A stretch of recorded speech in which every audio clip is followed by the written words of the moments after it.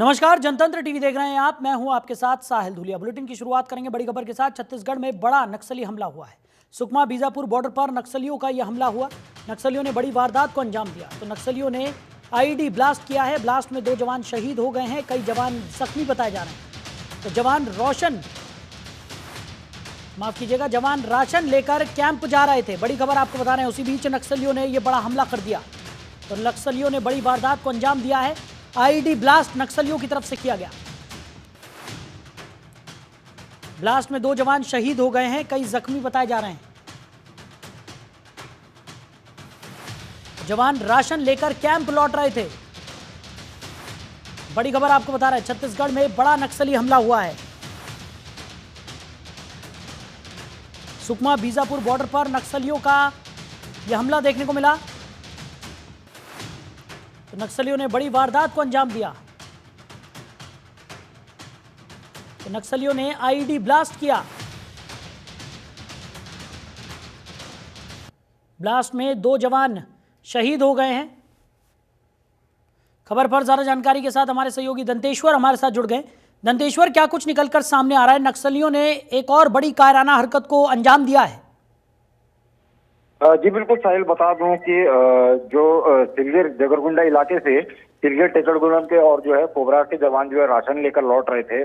और इस बीच जो है मोटरसाइकिल और जो ट्रक है उस पर राशन लाकर वो आगे पीछे आरोपी के तहत में वो मोटरसाइकिल पेट्रोलिंग के निकले हुए थे। उस दौरान माओवादियों के लगाए गए आईडी की चपेट में आने से एक जो ट्रक है, ट्रक का सामने का जो परकच्चा है वहां पे ब्लास्ट होने की वजह से सामने के जो चालक और सहचालक है वो दोनों शहीद हो गए हैं। हालांकि वहां से करीब जो है जो 2 कैंप के बीच का यह तारा है जहाँ पे आरोपी भी लगी थी, उसके बावजूद माओवादियों के द्वारा एक बड़ा ब्लास्ट किया गया है। वही ब्लास्ट में जो है 2 जवान शहीद बताए जा रहे हैं। और वहां से करीब जो है टेकलगुड़म और सिलगर के बीच में जो है ये दूसरा कैंप है। और 2 कैंप के बीच में ही माओवादियों ने करीब लगभग 4:30 बजे के आसपास ये बड़ी घटना को अंजाम दिया है। और जहां से उसके बाद जो है वहां से जवान जो है जिनके पार्थिव शरीर को जवानों के द्वारा, सुरक्षा बलों के द्वारा वहां से उनको रेस्क्यू करके सुकमा जिला मुख्यालय की ओर लाया जा रहा है। जी दंतेश्वर, वहीं अगर बात की जाए, बड़ा नक्सली हमला यहाँ पर किया गया है और जिस तरीके से बताया जा रहा है कि आईडी ब्लास्ट यहाँ पर नक्सलियों की तरफ से किया गया, कहीं ना कहीं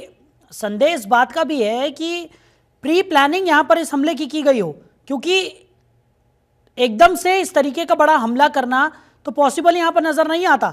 यानी कि पहले से रेकी की गई होगी और पता होगा कि जवान कहाँ से गुजरने वाले हैं, कब वो वहां से गुजरने वाले हैं और कैसे उन पर घात लगाकर हमला करना है।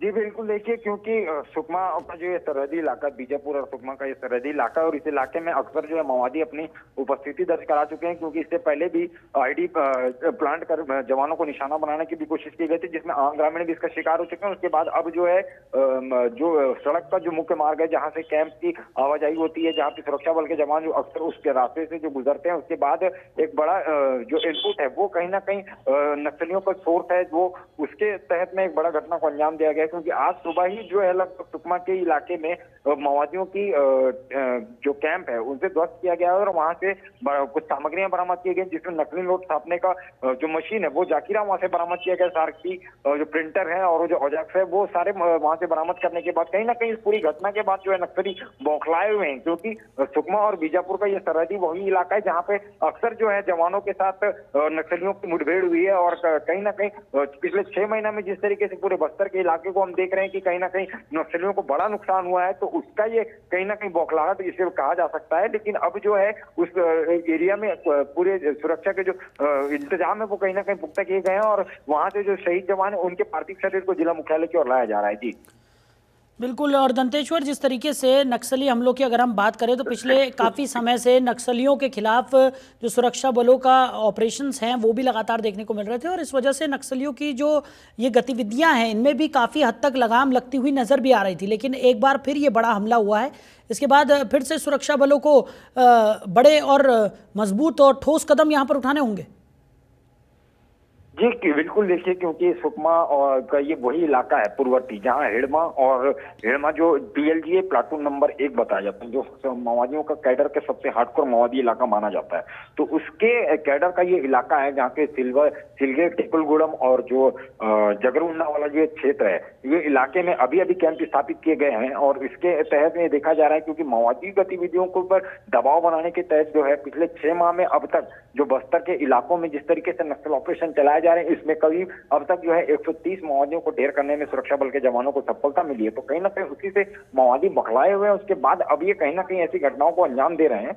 तो क्यों ना ये देखा जा सकता है, क्योंकि पूर्ववर्ती का जो इलाका, ये हिड़मा जो मास्टरमाइंड है, माओवादी कैडर का जो मास्टरमाइंड बताया जा रहा है, ये उसी के इलाके में एक बड़ी घटना हो रही है। तो कहीं ना कहीं सुरक्षा बलों की भी कहीं ना कहीं एक बड़ा जो चुनौती है, वो कहीं ना कहीं बहुत मुस्तैदी से वहां पे माओवादियों ने एक घटना को अंजाम दिया है। जी चलिए दंतेश्वर, हमारे साथ जुड़ने के लिए, इस तमाम जानकारी के लिए आपका बहुत शुक्रिया।